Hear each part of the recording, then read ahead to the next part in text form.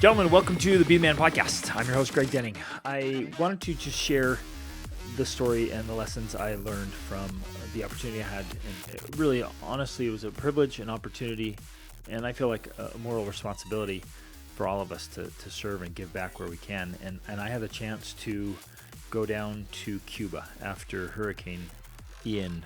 The eye of the hurricane went right through the western part of the island. And the little we knew before going down is they had no power and no running water, so no electricity. And other than that, man, we just could not get much information or many details out of Cuba. Which is kind of normal from what I understand. It's hard to get a lot of information. So we were excited to get in there and wanted to go down. We knew it was kind of a medical mission, and we were going down to offer help with medications and treatments. So it was a team of 3. We went in there to try to see what we could do, what the needs would be, and we were watching in real time what was happening in Florida. So we anticipated some real challenges, and so I was excited, and I sent some messages out to a few friends and got some generous donations, for which I'm extremely grateful. And you'll hear in the report today, like, that money went to good use, and it went directly to the people. One of the things I want to say is I'm working with an organization called Aerial Recovery Group, and I can wholeheartedly recommend them. I've been working with nonprofits and humanitarian organizations now since 2007, 2008. Lots and lots of them, from India through Central America into Morocco and across Europe and into Asia and Nepal, all over the place. And I've been able to work inside them officially and see what's going on. And unfortunately, it's hard. It's hard to run a big organization. It's hard to manage all the funds that come in and do good. And they, with big hearts and great intentions, it's really awesome. They aren't always very efficient, and they don't always get the money directly to people. There's often a lot of big admin costs and a lot of waste and a lot of inefficiency and ineffectiveness. And I've with many others have felt the frustration of that. But I can wholeheartedly now, having worked with Ariel, man, I can recommend them with a total clear conscience and a huge recommendation. So if you're looking for an organization to support and you want to throw some of your donations, the giving back, right? I hope at a minimum, all of us are paying a tithing, right? A tenth of all our income is going back to do good, and more if you can, a higher percentage if you can, to do good. And if you've been looking for a place and you want to make sure your dollars go right to the people and are being used to their, stretching that money as far as humanly possible to help the most people for the longest amount of time and in the most effective way, right? Because there's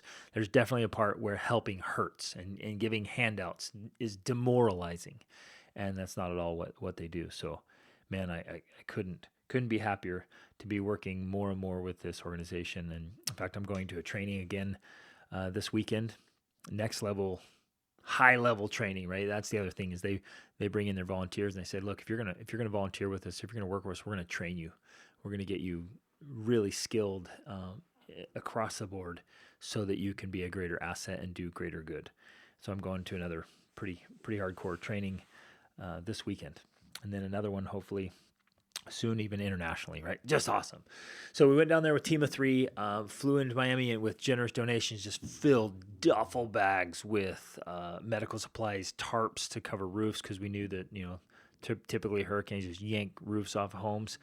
And took down some supplies. We knew there was no power, so we took in, our own portable batteries and solar panels to charge our stuff, so we could have some communication down there. We took in, and what blows my mind, and I want to point this out because it'll be important, is how easy it was for me to go in and spend like $1,500 on just over-the-counter medication, just the Benadryl type medication, and like over-the-counter pain medication, acetaminophen, which is like a Tylenol or an ibuprofen, or cold and flu medications, and stomach stuff, because usually there's waterborne illnesses and stomach stuff after after that. And it was so easy. Like, it was so abundant. I just walk into Costco, walk into Walmart, boom, get all kinds of stuff, creams for itches and bug bites, because there would be a lot of that, and for athlete's foot, because the feet are getting wet always in standing water and things like that. It was just all there. I mean, there was so much of it. There were just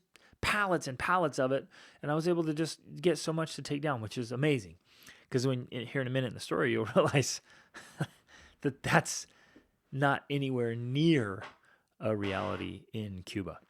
And so we went down there, and it was a little bit challenging to get in.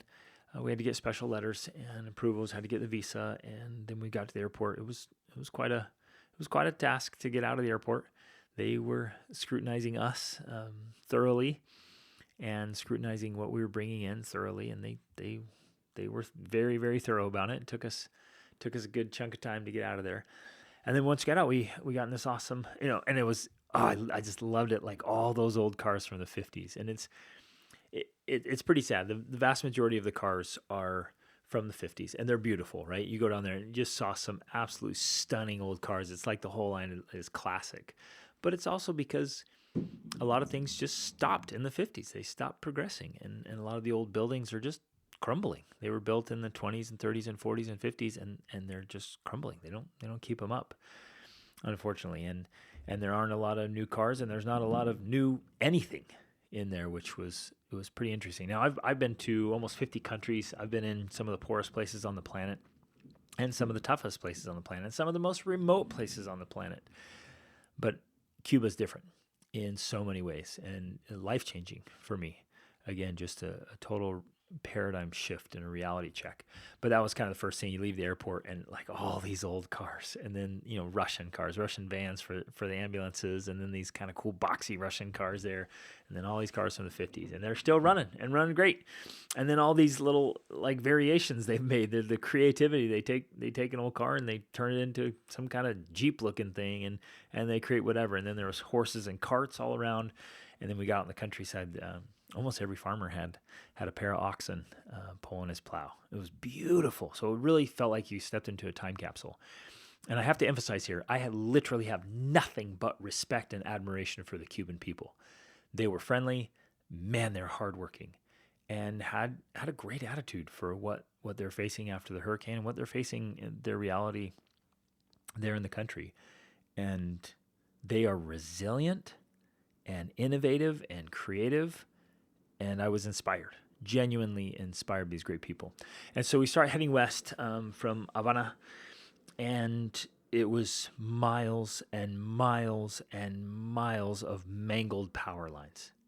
And so as far as I know, still no power down there. They might get little pockets of power. They were talking about setting up massive generators in like parks or fields, and kind of getting power to schools, hospitals, and like those primary locations. But we drove literally for you guys hundreds of miles, and all the power lines were tangled up in the trees. Trees were down everywhere, huge trees just toppled. And their power lines into houses and bent over and busted. And I didn't see anybody the whole time we were there, the full week. I didn't see anybody working on power lines. They were quick in the cities that we went to. They had already made piles of all the trees, because I can't even, it's hard to even comprehend how many trees came down. It just leveled everything. And the people were just hardworking. They just get all the trees, all the branches, put them in the streets, and then the military was coming through in these huge trucks and just picking up all the junk. So these teams of soldiers were just going through everywhere and just picking up all the debris that was in the streets. And in the week that I was there, I mean, we were driving around piles and trying to make our way down streets to get in to help the people, and there was so much debris everywhere. But they had most of the streets cleared by the time we were leaving. It was really impressive. But there was no power, and I don't think there is still. And out in the countryside, there won't be for a while. And it meant there was no running water, where they're pumping it in, turning the pumps, and so that was difficult there.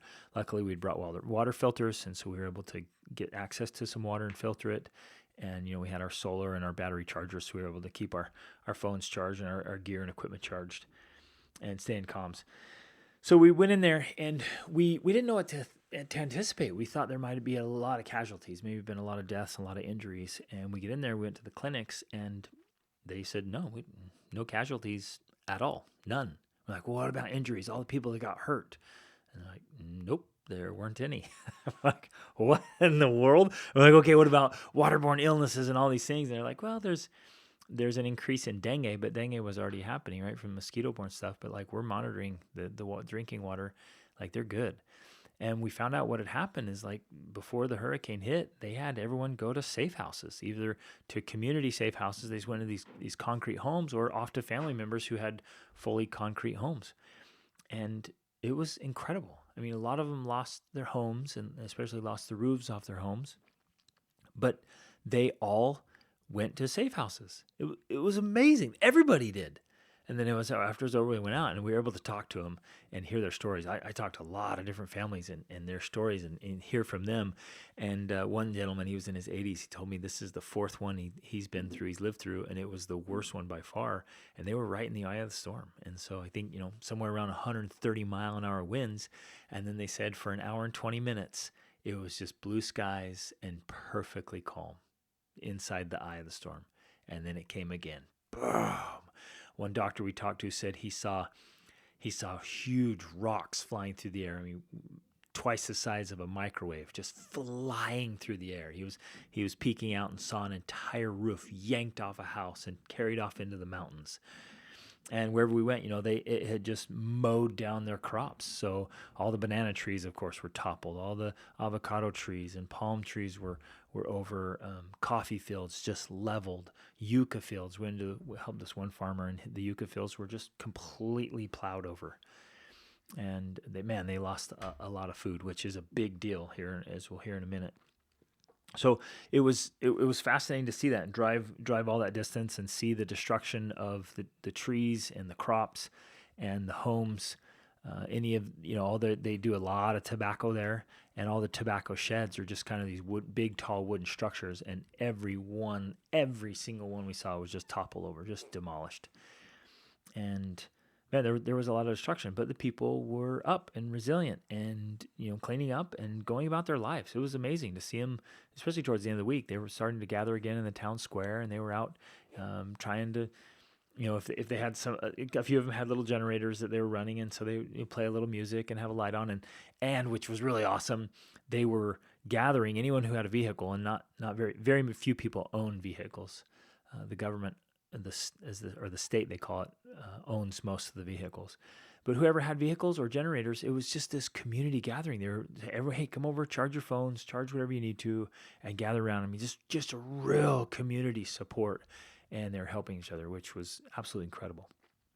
We had the privilege to go around. We wanted to see, especially the rural clinics and the clinics in the city that were most affected, and wanted to see what was going on. And what was so impactful to me as we went into these larger clinics, and then kind of the big clinic, and we asked them, what kind of medication they had available. And gentlemen, they had little or nothing. And as far as pain management, none of them. And we're talking clinics that are responsible for well over 20,000 people did not have any pain management medication. And just think about that for a minute. Think about how often and how easily in our family we go, in our, your family, my family, we can go pick up some Tylenol, some ibuprofen. And anything from a headache to some inflammation to a small injury to a cut. Or heaven forbid, something worse, a broken bone, a sprained ankle or wrist, or you have to have a surgery. Something really bad goes wrong where you're just some severe pain. There was no pain medication available. And that hit me hard. Very, very few, if any, antibiotics available. One clinic that was responsible for about 1,000 people, he had 0 sutures, nothing. And it was out in a farming community. There's going to be cuts. And he literally had no way. He didn't even have the needle drivers to put the sutures in. And he was like, oh, man. And we were asking him, what would help you out? Because, okay, here's the other thing I want to point out. They were very, very well educated and very skilled. Like they didn't need our skills down there. Their doctors are top notch. We were very impressed. They're very knowledgeable, very skilled. So it wasn't a lack of education. It wasn't a lack of skills. It's a lack of resources, and they didn't have any. And uh, this is what astounded me, having traveled as extensively as I had. I've seen all kinds of different economies and different societies and civilizations. They didn't have pharmacies. You can't just go to the corner pharmacy. Like you go through Central America, South America, Asia. There's pharmacies everywhere, especially in Mexico and Central America, South America. Man, there's pharmacies on every corner, and it's so inexpensive. You can get access to medication easy, often without any kind of prescriptions. You can just go right in, talk to pharmacists, and get what you need. It's incredible. There weren't any, nothing. You couldn't get it. Not even if you had money, you couldn't get it. And it was astounding to me. And so we were so excited because we had brought several duffel bags just packed full of pain medication and other kinds of medications, antibiotics, and some suture kits, and other resources that our team had brought in. It was so amazing. And so those of you who donated, your money went to a place that needed it so desperately, to situations and people who genuinely desperately needed it. And what's interesting, that wasn't necessarily an effect of the hurricane. It's just an effect of how things are going there. And well, let me go to, so we went in and I just want to give you a picture here. We went into this one, multiple places, and they literally had almost nothing. You probably have more in your own personal bathroom cabinet as far as medical needs than they did in these clinics. You and I, we can go pick up all kinds of awesome bandages and splints and creams and medicines, and you can walk into any grocery store and pick up cheaply and abundantly, grab way more than they had access to. And it was interesting. I mean, they're tough. Those guys are tough people, and they make do with very little. So it was so exciting and so inspiring to see them and to leave that stuff, right? Really, really cool. So that, I mean, it went to very, very, very good use there. And yeah, just I couldn't be more pleased with the ability we had to leave so much. Because you just walk in, like Costco has that little 2-set. You just grab 2 pills. That's 1,000 capsules. 1,000 capsules of pain medication. I mean, to them, that will last. They were telling us, like, this will be months. It'll last months because they preserve it and protect it and use it so sparingly. Man, it was awesome. So that was a really great aspect of that. And again, driving home, two gigantic takeaways from this trip. And number one is a deep, deep gratitude for things we take for granted. And I've had that before. I've been in the shanty towns in Casablanca, and I've been in the colonies of the people affected by leprosy in India, and been in the tiny, remote, just poorest villages of Guatemala and Peru, and into orphanages in the Dominican Republic, and et cetera, et cetera, et cetera. But here, it wasn't that this is what I keep telling people, it wasn't that there was a shortage in the stores. It was that there are no stores. And so I'll switch to another story to illustrate this even farther. After we had kind of get that settled, we had one evening, we're like, and I brought some tarps down, and so man, let's go put some coverings on some roofs. Some people had lost their roofs, and they were just exposed to the sun and the wind and the rain. So we went over to this one gentleman's house that there was a contact with our guide, and we went up to help and offer, and he said, it was awesome. It was really inspiring. He's like, no, he's like, look, my house needs it, but I'm young and I can do this myself. I can take care of it. I'll make this happen. Let's go find someone else who needs help more than I do, which was so inspiring. And so he led us through these fields. All the trees were blown over, the crops were destroyed, and he led us down the hill, and we went to this little farm down there with a couple of houses, and the roofs were blown off, and it was pretty sad. It was actually really sad. It was poignant and telling there was a dead puppy sitting on the porch, and the body was still there, which was telling, right? And just that was symbolic of a lot of things. And so we went down there, and this older gentleman was he was 85. No, he was turning 83, right? And we went down there, and we, he walked down, introduced him, and said, "Hey, they have some tarps they want to help." And he's like, "Oh, wow, oh man, that would be great. I just don't have the money." And like, no, it's a gift. And you should have seen his face, just light up, like, what? And you can tell, like, this doesn't happen often, and understandably, right? This because there's just such a gigantic lack of resources. And he was blown away, like they're just gonna give it to me. He's like, "Okay, thanks," And they're like, "Well, let's go put it on." He's like, "Well, wait, like right now?" Like, "Yeah, we'll go do it." And he's like, I can't do that." He's like, "No, we're gonna do it." And again, his face just lights up, like, "Wait, you're gonna get on my roof and cover it for me?" It was incredible. And so, we started asking for tools, again, thinking the way we think, because you can get hammers and tools and crowbars anywhere, everywhere for so cheap. And he went and pulled out some tools that he had made. They'd made their own hammer and their own crowbar. And so I climbed up on the roof. They'd made their own ladder out of wood, out of tree branches. It was actually pretty incredible. And so I climbed up on the roof, and we pulled out the old nails. So there was some old rusty nails that had been holding down the.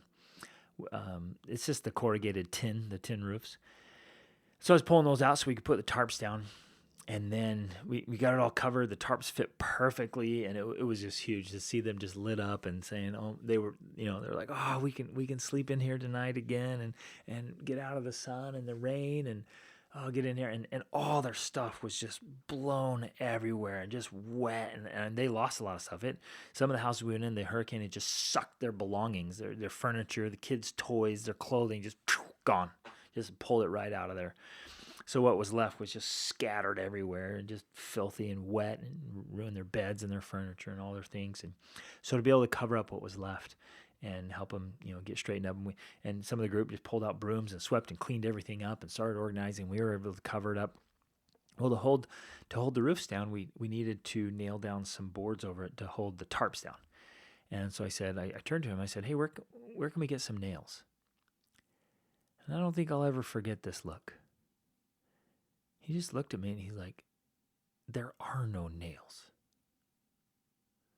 Almost like, he's like, what are you talking about? Like, duh, idiot. There are no nails. And I was like, and again, I couldn't wrap my head around it. I'm like, "Wait a minute, what do you mean? Where's the hardware store?" He's like, "There's no store." I'm like, "Oh, okay. Do we need to ask for some, order some from the Capitol? Do we need to have somebody bring us out some nails so we can get this going?" And he looked at me, he's like, "Hey man, you don't get it. There are no nails." And that's when it sunk in deeply. If they get any resources, it'll be because the government trucks come around and sell it to them. And if they don't come around, there's no resources. And it started to hit hard. And then, boy, we got talking about they were just so hungry. And even our guides, they didn't eat or drink. I just kept noticing. I'm like, "What's going on?" And we were sharing our food, and I'm like, "They don't eat or drink." I'm like, "What? Tell me about the food situation." And as far as I could gather and understand, there's no grocery stores. You can't just go to the store and get whatever you want. You go to the warehouse, is what they call it, and you have 1 week of the month that is your assigned week, and you go once during that week to go pick up your bucket of supplies. And they give you whatever they give you. You don't get to go in and pick and choose and say, "Well, I'd like a few of those and a few of those and some of that." You go in and they give you that, and you pay for it. And you go home, and that's what you have to have until next month, until your week next month. And they told me, if you miss your week, that's it. Too bad, you can't go back, can't make up, nothing. You've got to wait till the following month to your week. And they hand you out some grains, some simple things, and some vegetable oil. I mean, really interestingly, things that are really, really not good for your health. Which was also interesting as we were going around visiting the clinics. There was an exorbitant amount of diabetes and high blood pressure. Not that the people weren't overweight. There's not an overweight obesity problem, but it was those vegetable oils and the grains. It was really fascinating and insightful. And so there was very little food resources, which makes it even worse because the storm leveled and ruined so many crops. And so there's a real food problem. And then you can't even get simple things like tools and nails even. That one just hit me so hard, you guys. Like it's I don't know. There's a lot of things I'm like, okay, I've come back from trips and things like, oh yeah, I'm not taking that for granted anymore. Like toilets, right? Oh man, when we were on our trip trekking up to the base camp of Everest, and my son he puked a couple of times and then it got diarrhea, and we're like, oh man, you'll never. And I did that in Peru too when I was younger, and oh man, never ever gonna take a toilet for granted, or running water, or hot water, or all these good things we have, and drinking water, right? But nails, or even just variety at a grocery store. But now this is the case, even a store. Because almost everywhere else I've been in the world, there's been some kind of store. Been some kind of commerce, some kind of economy that the people are involved in. But not there. It was unbelievable. So then, again, so I'm just deep gratitude, and I want to pass this along to you because it was had such an effect on me. It's like everything within your touch right now, wherever you're listening to this, if you're listening in your car or in your kitchen or out on a run, look around. Everything from the clothes you have on to, I'm sitting here at my desk and my microphone and my iMac and my camera and my iPhone and all these books I have and my hat and photographs. I mean, and journals and paper and pens and chocolate. We pulled out some jerky and we said, hey, you want some? To one of our guides, and he was like, what's that? Like, I was like, wait, what? You don't know what jerky is? And he was looking at it weird, like, what is it? I'm like, it's meat. It looks weird. And he was giving us this weird glance. I was like, try it. It's amazing. And he took a bite, and then you just see his face just light up. And he looks at us and says in English, it's amazing, right? It's like, wow. So the first time in his life, he didn't even know what it was. First time in his life, he's sitting in his van with us and tried some jerky. And I've taken jerky for granted. And not only jerky, we're not just eating any old jerky. We're eating the nice grass-fed jerky. And it just blew my mind. All these little things, everything you think of, the things that are so easy for us to get, things we just get and throw out. We have so much abundance. If something breaks or cracks or is a little less effective or gets old or worn down or a little frayed or whatever, in the garbage it goes.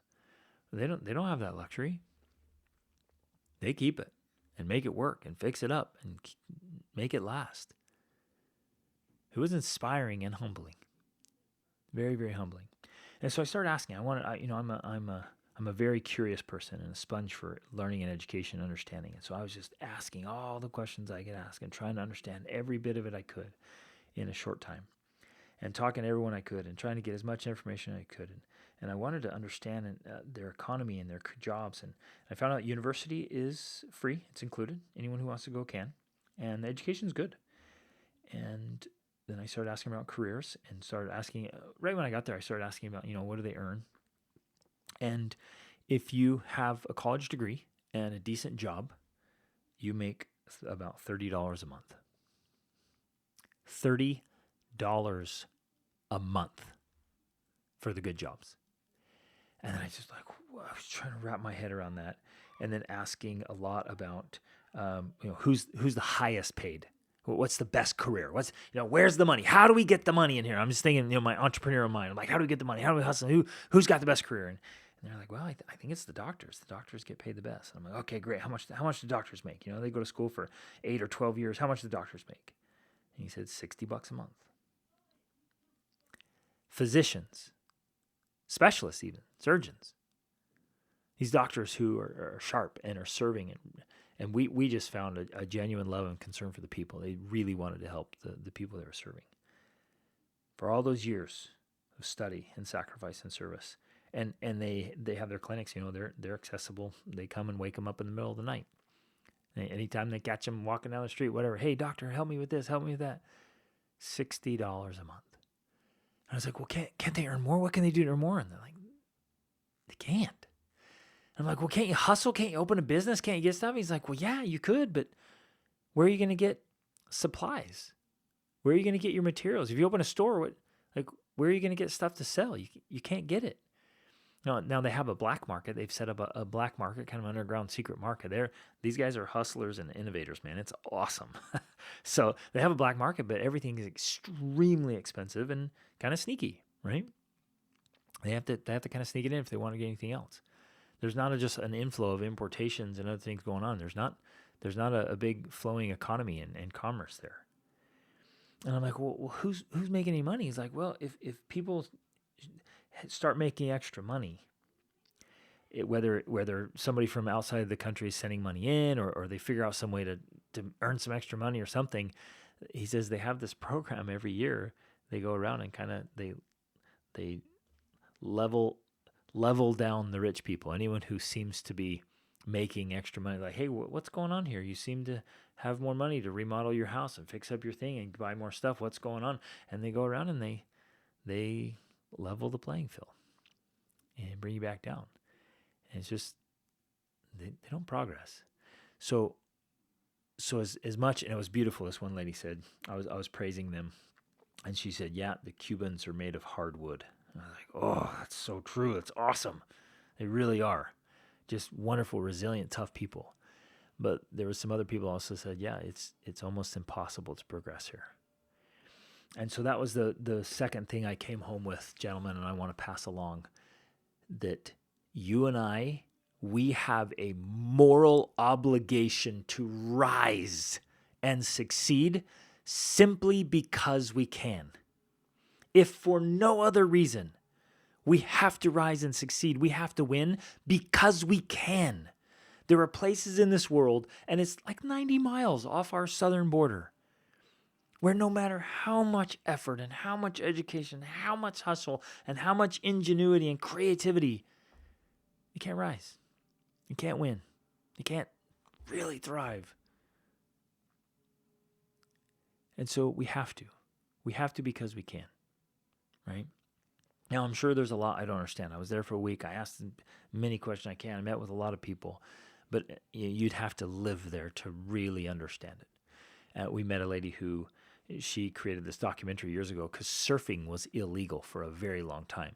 And from what I understand, it's not quite recognized as a sport yet. It's not quite legal, but they don't enforce the illegality anymore. But before, they used to chase you down and bust you.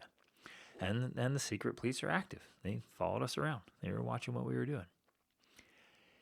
And it's a beautiful place. I want to go back. It's absolutely stunning. I loved the countryside. I mean, obviously we were out at the beaches. I didn't see any beaches, and we didn't go to the beautiful places. But man, just driving around, I saw some stunning landscapes, and then I saw some videos and pictures. I want to go back, and I loved the Cuban people, and the whole vibe, the whole experience, and even the whole time capsule aspect of it was just so picturesque and so beautiful, and such a cool experience. I want to go back. I want to take my family back. It was amazing. And again, I have nothing but respect and admiration for the people.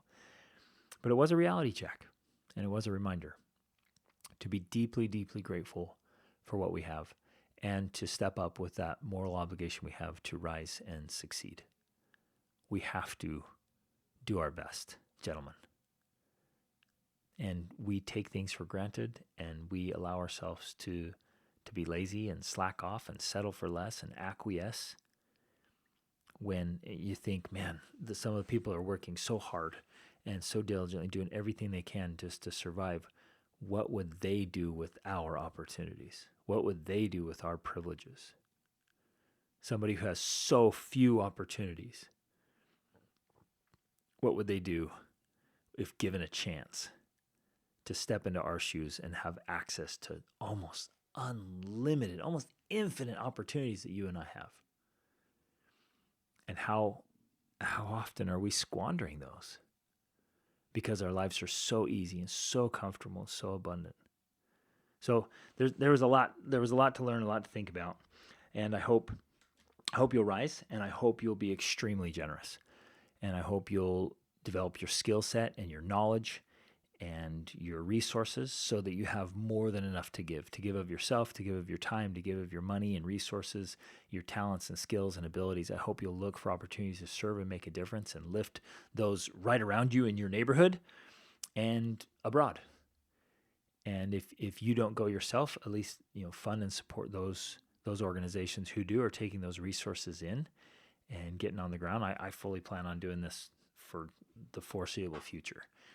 Where there's a disaster, either a man-made disaster or a natural disaster, I want to be boots on the ground first thing, helping people who are in great need, because people have helped me. I've had so many blessings in my life and so many resources, so many opportunities, and so I feel a moral obligation and a responsibility to take advantage of these opportunities and privileges to go make a difference, to go serve. So, and again, humanitarian efforts happen across the board, from the very poorest people to the very wealthiest. There's extremely wealthy people who need philanthropy as well, whether it's emotional or mental, or disasters happen in their lives as well that money doesn't fix, and there are pains and illnesses and hurts that aren't just physical, but emotional or spiritual or social or whatever. So philanthropy happens at every level of life. And let's be a great force for good in the world, gentlemen. That's a motto for our family, and a particularly important aspect of our lives, to be a great force for good. And we can do it all the time. And let's take on this responsibility and opportunity to prepare ourselves to be a great force for good and go out and make a difference. So, love you guys. Thanks for listening. Thanks for caring. Thanks for being great men, and for the caliber of men you are, that you can make a positive impact in the world and leave every place and every person better than you found them. So let's make this happen. If you haven't subscribed to the podcast, please do that. If you enjoyed this episode, go leave a review up to 5 stars. Share this with friends, family, colleagues, people who need it. Need to hear this, get these reminders. So as a group, as a community, as a brotherhood, we can literally be this force of nature in the world to do good and create good and be good. And think if the combined effort of all of us in doing a little bit each day to make the world a better place, it has a gigantic effect. And for all the crap that's happening on the planet, we can do a lot of good. So let's get out and make it happen. Love you guys. Thanks for being here. Be amazing.